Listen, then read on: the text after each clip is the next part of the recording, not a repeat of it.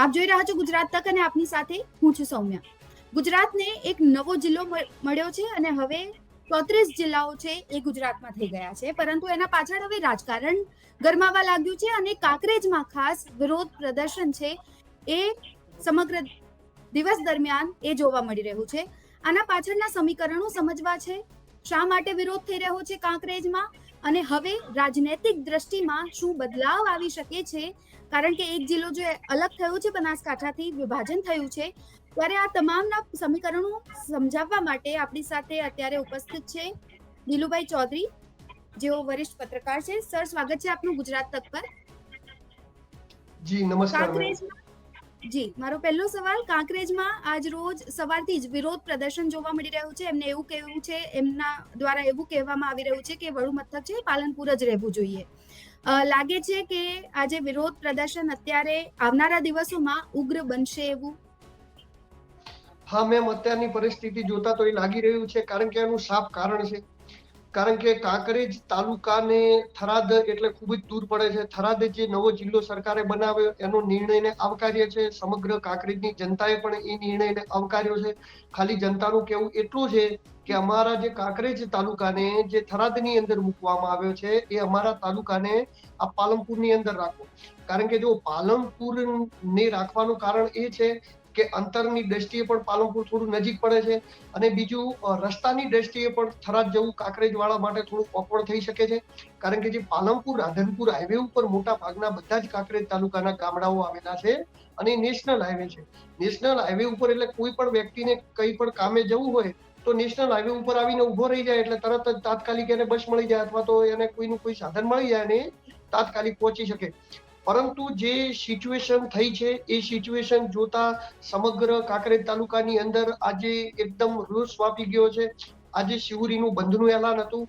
હવે અત્યારે થરાની અંદર પણ મિટિંગો ચાલી રહી છે, વેપારી મંડળની મિટિંગો ચાલી રહી છે, ખેડૂતોની મિટિંગો ચાલી રહી છે, અને એ હવે આવનારા સમયની અંદર એક આયોજનબદ્ધ રીતે કામ કરવા જઈ રહ્યા છે કે જો કાંકરેજ તાલુકાને થરાદની અંદર રાખવામાં આવશે તો કાંકરેજ તાલુકાને નુકસાન છે, તો આ નુકસાનથી બચાવવા માટે આપણે આંદોલન કરવા પડશે, તો આંદોલન પણ કરશે.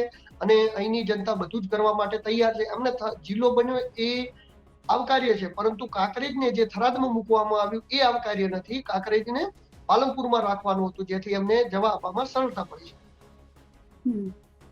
બિલકુલ. પરંતુ હવે રાજનૈતિક દ્રષ્ટિની આપણે વાત કરીએ તો આવનારા દિવસોમાં હવે પંચાયતની ચૂંટણી પણ આવી રહી છે. રાજનૈતિક દ્રષ્ટિએ લાગે છે કે કોઈ એક પક્ષને આનો ફાયદો થઈ શકે છે એવું? જો જે જિલ્લો બન્યો થરાદ, એ જિલ્લો જોતા તો જે થરાદ અને આજુબાજુના વાવને જે સુઈગામને જે વિસ્તારો છે એ વિસ્તારોની અંદર ક્યાંક ને ક્યાંક એ સ્થાનિય લોકોને ફાયદો છે.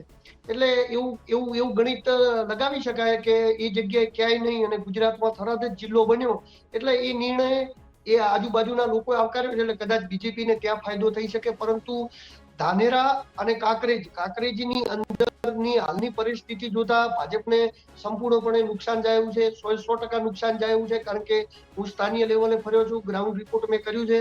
બધા જ લોકો લગભગ 190-95 લોકો એવા મળે છે કે જે એવું કહે છે કે આપણે ખોટી જગ્યાએ જતા રહ્યા, આપણા માટે આ નિર્ણય આવકાર્ય નથી આપણને.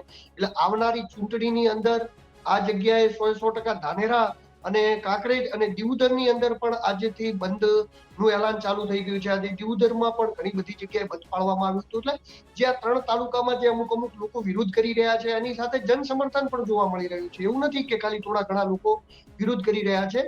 અને એ આવનારા સમયની અંદર આ આંદોલન કેવી રીતનો રૂપ લે છે, કેવી રીતે આ લોકોની જે ભાવના છે આગળ વધે છે, એના ઉપર આવનારા સમયની અંદર ચૂંટણીની અંદર કેટલું નુકસાન પડી શકે છે સત્તાધારી પક્ષને, એ ડિપેન્ડ કરશે. ઓકે. આ નિર્ણયથી હવે સામાજિક ફાયદાની આપણે વાત કરીએ તો લાગે છે કે સામાજિક ફાયદા થઈ શકે છે, કારણ કે વાવ થરાદના લોકો જેમના અત્યાર સુધી ગુજરાત તક માટે જે રિએક્શન્સ આવ્યા છે એ લોકોના અંદર બહુ જ ખુશીની લહેર જોવા મળી રહી છે. કારણ કે છેક સુઈ ગામના જે લોકો હતા એમને પાલનપુર આવવું પડતું, એ ખૂબ જ આઘું પડતું હતું. એટલે સ્વાભાવિક છે કે એ લોકો તો ખુશ છે જ, પરંતુ સામાજિક દ્રષ્ટિએ કયા કયા બદલાવ હવે આવનારા દિવસોમાં આવી શકે છે? જો મેમ, થરાદ વાવ અને જે તમે વિસ્તારના લોકોની વાતચીત કરી તો એ 100% ખુશ થાય અને એમનામાં ખુશી થવાની લહેર છે. આજથી નહીં, જ્યારથી જિલ્લો બન્યો ને, કારણ કે થરાદ જિલ્લો બનાવવાની માંગ રહી ને એ વર્ષોથી ઉઠતી હતી અને અત્યારે બન્યો એટલે ત્યાંના લોકો એકદમ ખુશખુશાલ છે. કારણ કે એ બિચારાઓને શેખ પાલનપુર જવું પડતું હતું ને, જે બહુ દૂર પડતું હતું. તો જે આપણે કોઈ પણ કાર્ય કરતા હોઈએ ને ત્યારે કોઈ પણ કાર્યની અંદર બધા જ પ્રકારના લોકોને ન્યાય મળે એ ખૂબ જરૂરી હોય છે. એક નાનો અવાજ પણ 100 માણસની અંદર 5 માણસો પણ જો એવું કહેતા હોય કે અમને અન્યાય થયો છે તો એમને સાંભળવાની આપણી અને સરકારની ફરજ રહેલી છે. એટલે આવનારા સમયની અંદર એ જે જગ્યા છે, થરાદ, વાવ, સુઈગામ, ભાભર અને દિયોદરનો પણ કેટલોક વિસ્તાર, ધાનેરાનો પણ કેટલોક વિસ્તાર, તો આ બધા લોકો ખૂબ ખુશખુશાલ છે કારણ કે એમને જિલ્લો મળ્યો, નજીકની અંદર જિલ્લો મળ્યો. પરંતુ પોસિબિલિટી એ પણ જોવાની છે કે આવનારા સમયની અંદર હવે ડોક્યુમેન્ટોની અંદર બધું ચેન્જ થશે, બધા એડ્રેસો ચેન્જ થશે, ઘણું બધું ચેન્જ થવાનું છે. પરંતુ એ તો કે ચલો નવો જિલ્લાનો લાભ મળવાનો છે, આપણો વિકાસ થવાનો છે તો થશે. પરંતુ જે કાંકરેજ હતું એની તો એની જ પરિસ્થિતિ રહી. કાંકરેજ તો અત્યારે પણ થરાદના છેવાડે આવે, 90 કિલોમીટર જવાનું, અને પાલનપુરમાં તો આમ પણ થોડું ઘણું નજીક પડતું હતું.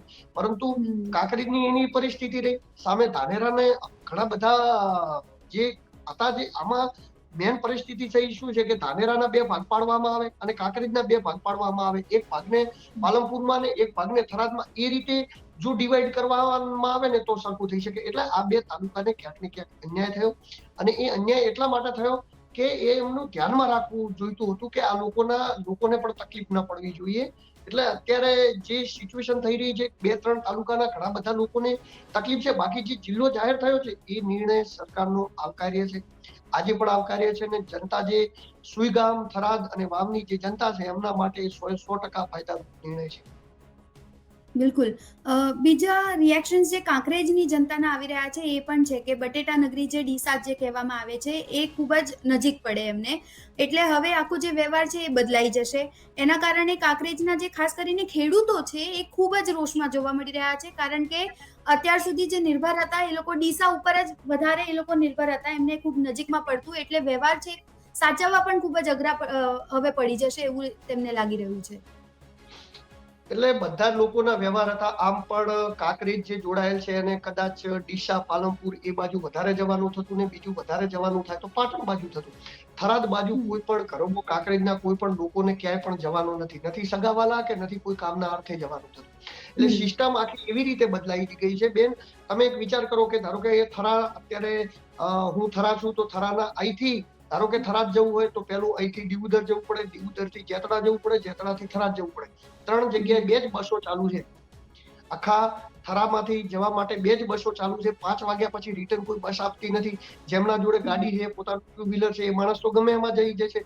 જે માણસ જોડે કંઈ પણ નથી એ કેવી રીતે જશે? 3-3, 4-4 વાર એને પોતાની સાધનો બદલવા પડશે ત્યારે એ પહોંચશે. એટલે સવારે નીકળશે તો સાંજે જો વહેલા ના આવી શકે અને 5 વાગી જાય તો એને સાધન પણ ન મળે.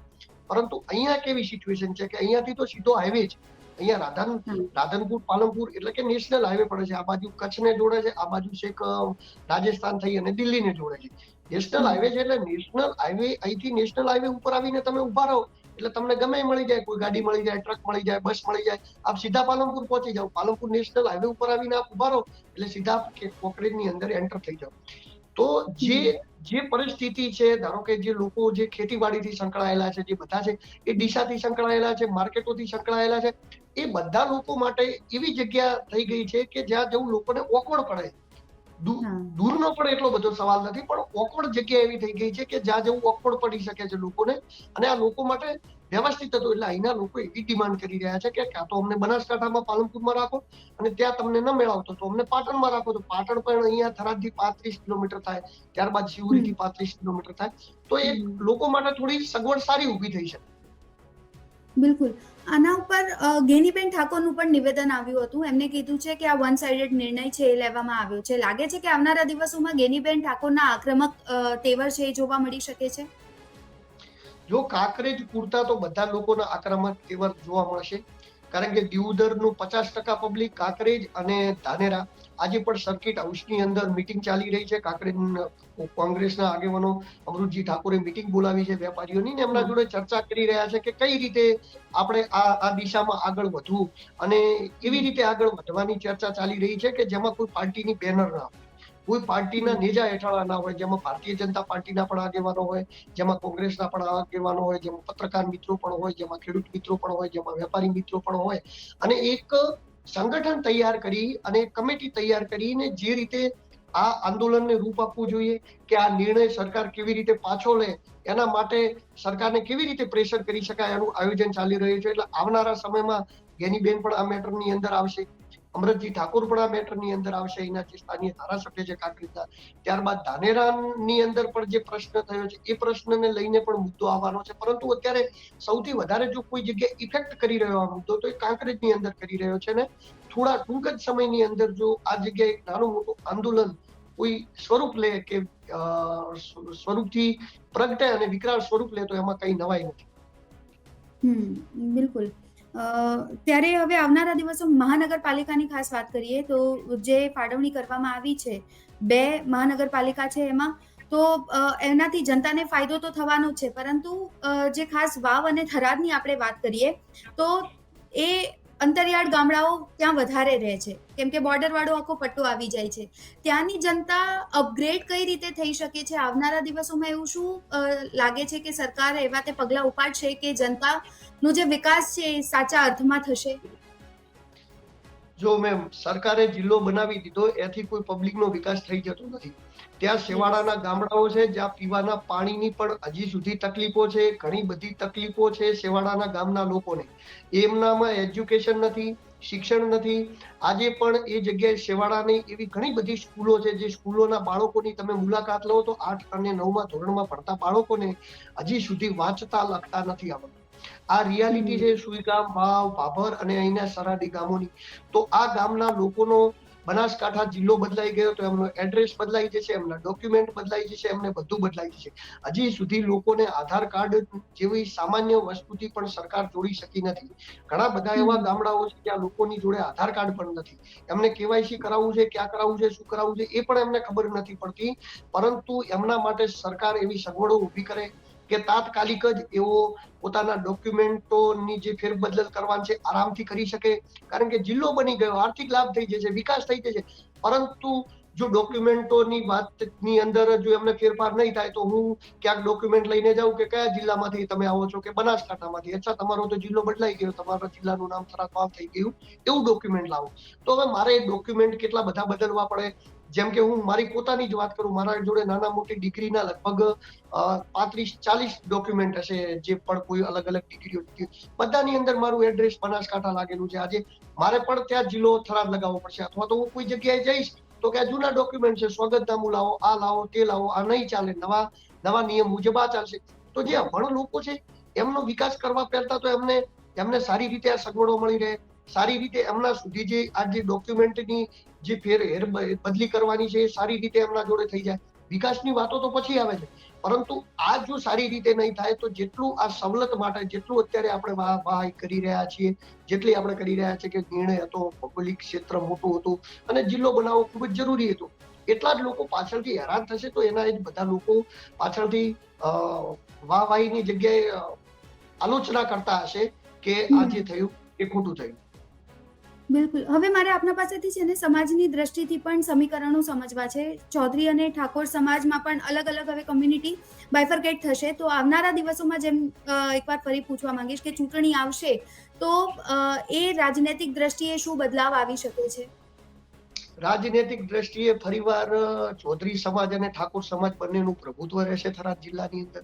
કારણ કે થરાદની અંદર 72,000 ચૌધરી સમાજ છે, ત્યારબાદ 60-65,000 ધાનેરાની અંદર ચૌધરી સમાજ છે, 50,000 ચૌધરી સમાજ એ વાવની અંદર છે, 35-40,000 ચૌધરી સમાજ દિયોદરની અંદર છે, કાંકરેજની અંદર 15-20,000 ચૌધરી સમાજ છે, અને ત્યારબાદ ભાભર ને સુઈગામ ને બધું વાવની અંદર ઇન્ક્લુડ તાલુકાની અંદર હતું, એટલે બધાનો થઈને એટલો ચૌધરી સમાજ છે. હવે સામે ઠાકોર સમાજનું પણ એવું ને એવું પ્રભુત્વ રહેવાનું છે.